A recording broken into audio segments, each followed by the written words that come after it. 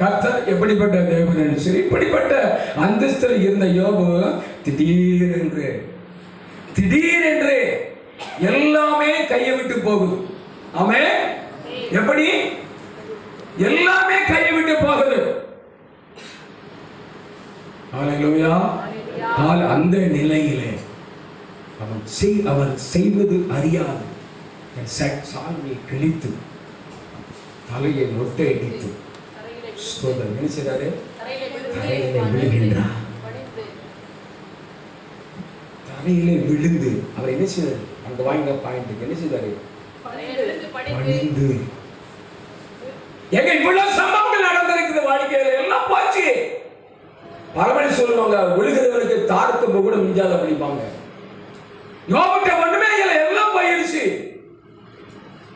மிச்சமானது ஒண்ணுமில்ல. வேதத்திலே நீங்கள் பார்த்தால் துக்கம் அதிகமாக இருக்கிற நேரத்திலே சால்வை கிழித்து அதை துடுத்து என்ன செய்வாங்க? சாம்பல் உட்கார்ந்தாங்க. ஸ்தோத்திரம். நினிவே மக்கள் அப்படித்தான் இருந்தாங்க. சூசன் அரண்மனையில் அப்படித்தாருங்க. ரத்தூர்த்தி சாம்பலில் உட்கார்ந்தாங்க. அதுபோல இந்த யோபின் துக்கம் அதிகமாக இருந்தபடியினால அவர் தரையிலே விழுந்த என் ஆண்டவரை பணிந்து கொள்கிறார். நல்ல கரங்களை தட்டுங்களேன். ஹல்லேலூயா, ஹல்லேலூயா. அந்த சூழ்நிலையிலும் ஆண்டவரை பணிந்து கொள்கிறார். அதுக்கு அடுத்த வசனம் சொல்லுது, அது வேண்டாம், கர்த்தருக்கு ஸ்தோத்திரம். இப்படிப்பட்ட சூழ்நிலையில யோபின் உள்ளத்தில் இருந்து வருகிற வார்த்தை என் கர்த்தர் அப்படின்னு தான் வருது. இவ்வளவு இழப்புகளை செய்தது சாத்தான், இவ்வளவு சோதனைகளை வேதனைகளை பாடுகளை கொடுத்தவன் அவன். ஏன் சாத்தானே அப்படி சொல்லல.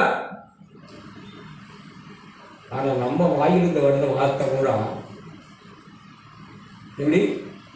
சாத்தான் சாத்தான் சாத்தான் அங்க நிற்கான், இங்க நிற்கான், அங்க போட மாட்டேக்கான், இங்க போட மாட்டேக்கான். ஹலோ, 100 வார்த்தை பேசுனா 80 வார்த்தை சாத்தா வார்த்தை தான் வருது. எப்படிங்க ஆவியானவர் கிரியை செய்வாரு சொல்லுங்க. நீங்க யோபின் புஸ்தகத்தை எத்தனை பேர் பரட்டி பார்த்தீங்க? எத்தனை முறை வாசித்திருக்கீங்க? கைதூக்குங்க. 48 வசனம் இருக்கு. நீங்க எந்த வசனம் தேடி பாருங்க. யோபு சாத்தான் வாயிலிருந்து வந்ததான்னு சொல்லிடும். இருக்கா? இருக்கா? இல்ல. வேதத்தின் ரகசியம் அதுதான், வெற்றின் ரகசியம் அதுதான். ஏனென்று சொன்னால் இருதயத்தின் நிறைவினால்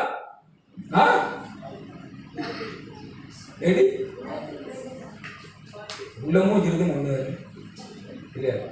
உள்ள வேண்டிய சரி, உள்ளத்தின் நிறைவினால் இருதயத்தின் நிறைவினால் வாய் பேசும். அப்ப வேத வார்த்தைகள் வல்லமை நிறைந்த வார்த்தை, இது மகத்துவம் நிறைந்த வார்த்தை. இயேசுவின் நாமம் மேலான நாமமுள்ள வார்த்தை. இதுவும் உள்ளத்தில் நிறையும் பொழுது இதுதான் வெளியே வருமே தவிர சாத்தான் என்ற வார்த்தை வெளியே வராது. ஹல்லேலூயா, ஹல்லேலூயா. மாறிக்கோங்க இதிலிருந்து. ஹல்லேலூயா, ஆமென். வளர்ச்சியான பாதையை நீ சொல்ல வேண்டும் என்று சொன்னால் ஆவிக்குரிய வார்த்தையை நீ உபயோகப்படுத்த வேண்டும். ஆமென். நம்ம எல்லாவற்றையும் சாத்தான் மேல பரிதிக்கு போட்டு நம்ம என்ன செய்ய பழகிட்டோம்.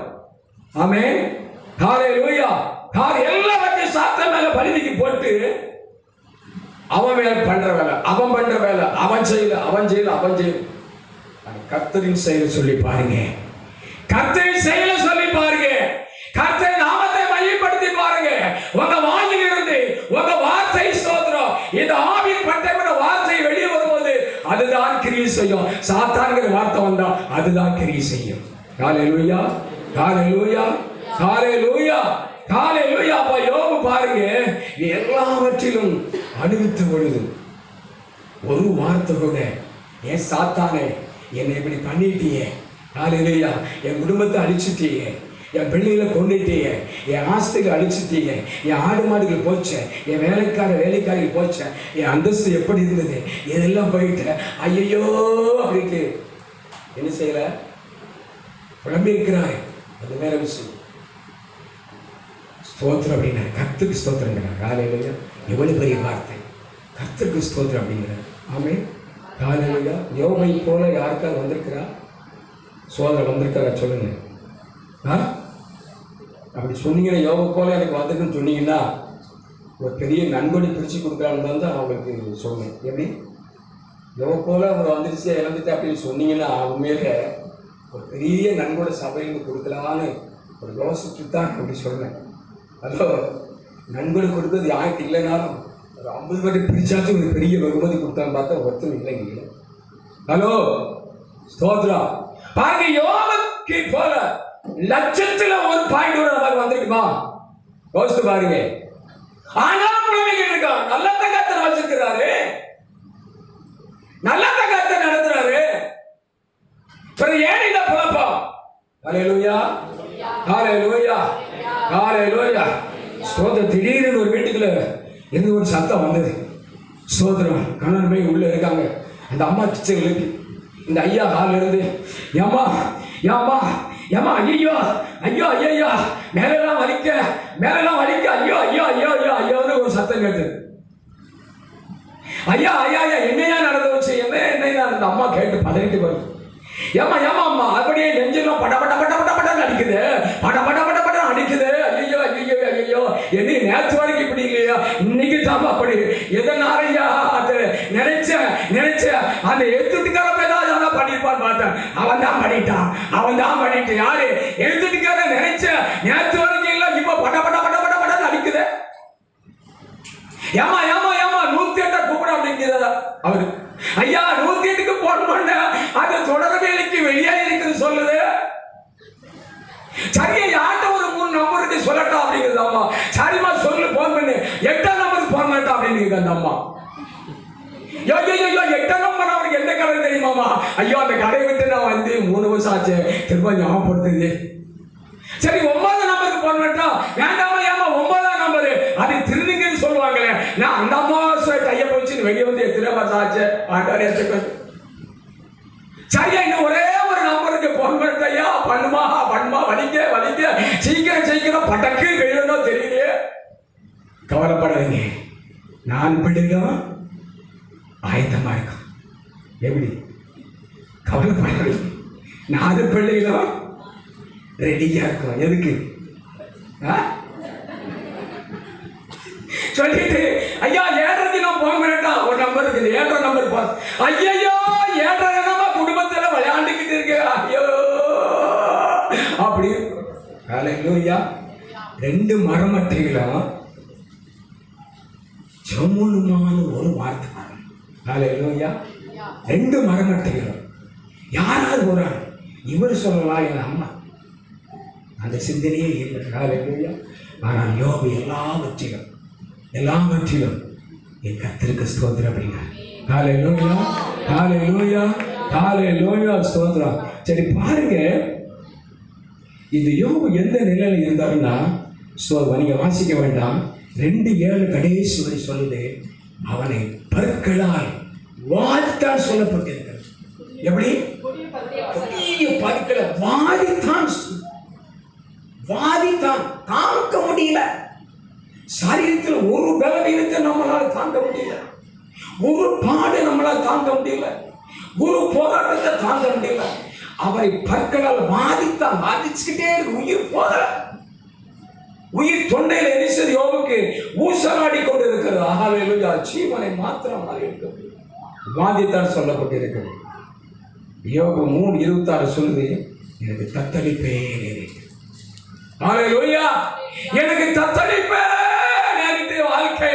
நான் எப்படி வாழ்ந்தேன்? எனக்கு தத்தளிப்பின் பாத்திரத்தை ஸ்தோத்திரம் வைத்திருக்கிறேன் கரத்தில்.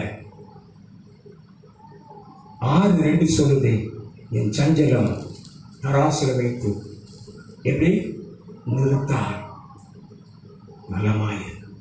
கிலோ கணக்கு எப்படி ஸ்தோத்திரம், கிலோ கணக்கு இருக்க ஒரு சஞ்சலம் அது நிறுத்தால் நலமாக இருக்கு அப்படிங்கிறார். 6:3 சொல்லுது, என் துக்கம் சொல்லி முடியாது.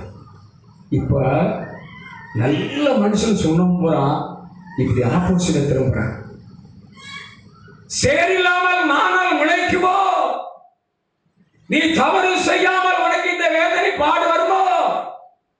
அப்படி நல்ல மனிதர்கள் அப்படி மாறுறான். ஹல்லேலூயா. எதிரடியாக மாற ஆரம்பிக்கிறான். சூழ்நிலை மாறுகிறது. ஏற்கனவே சூழ்நிலை மாறிட்டு வெந்த புண்ணில வேற வச்சு புத்தல் மாறி இப்ப கூட இருக்கிறவன் என்ன செய்யறான்? சொல்ல ஆரம்பிச்சுட்டான். ஹல்லேலூயா. நீர் என்ன தவறு செய்தீரோ உனக்கு இப்படிப்பட்ட கொடிய வேதனை என் துக்கம் சொல்ல முடியாது அப்படிங்கிறது. இப்ப 3 பேர் வரான் பாருங்க. எலிப்பாசு, பில்தார், சோப்பார். 3 பேரும் யோபை பார்க்க வராங்க. பார்க்க வரும் பொழுது இது யோபுதானா அப்படின்னு அவங்களால கண்டுபிடிக்க முடியல. இது யோபின் சரீரம் உருத்தெரியவில்லை. உருக்குழம்பி போய் நிற்கிறது. ஸ்தோத்திரம். ஒரு பாடியை எரிச்சா சில பாடி எரியாதுப்பாங்க. அரைகுறையா எரிச்ச பாடியை போய் நீங்க பாருங்க. அரைகுறையா முழுசா எரிஞ்சா எலும்புதான் நிற்கும். வெந்து வேகாம இருக்கணும். அப்படி ஒரு பாடி எரிச்ச பாடி நீங்க பார்த்தீங்கன்னா எலும்பு இல்ல, விகாரமான தோட்டம் பார்த்துமே பயந்து போயிருக்கீங்க. ஹல்லேலூயா. காலையில் அவ்வளவு கொடூரமான சரீரம். உரு தெரியல. 3 பேரை சொல்றாங்க. ஹல்லேலூயா. உரு தெரியல. எங்க இவ்வளவு சம்பவம் நடக்குது யோசித்து பாருங்க. கர்த்தர் எங்க இருந்தாரு?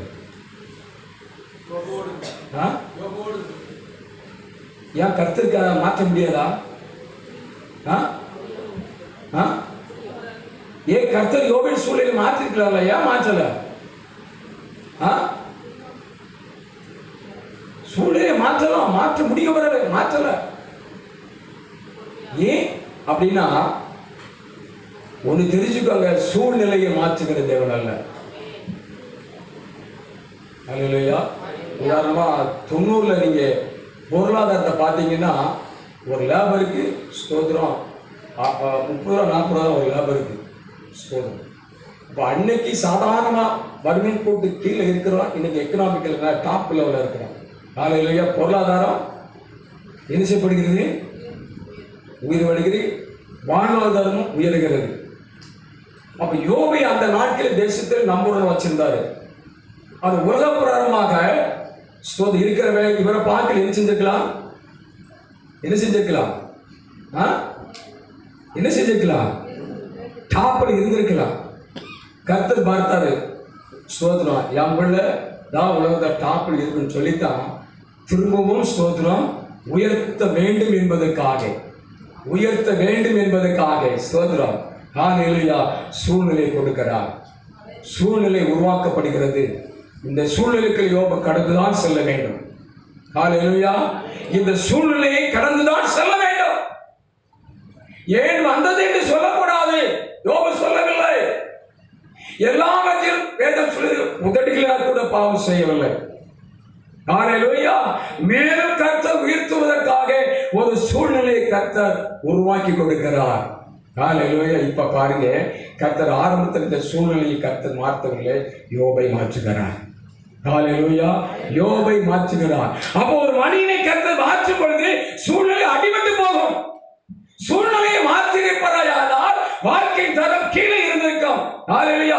ஒருவேளை வியாதி இல்லாதபடி, வேதனை இல்லாதபடி, ஆரோக்கியம் இல்லாதபடி சுகமென இருந்திருக்கலாம். ஆனால் நம்மளும் பிராண்டாக மீண்டுமாக கர்த்தர் யோபை வைக்க வேண்டும் என்று சொன்னால் சூழ்நிலைக்குள்ள கடந்து செல்ல வேண்டும். சூழ்நிலை மாற்றுகிற தேவன் அல்ல, அவன் வாழ்க்கையின் தரத்தை மாற்றுகிறார். ஹல்லேலூயா.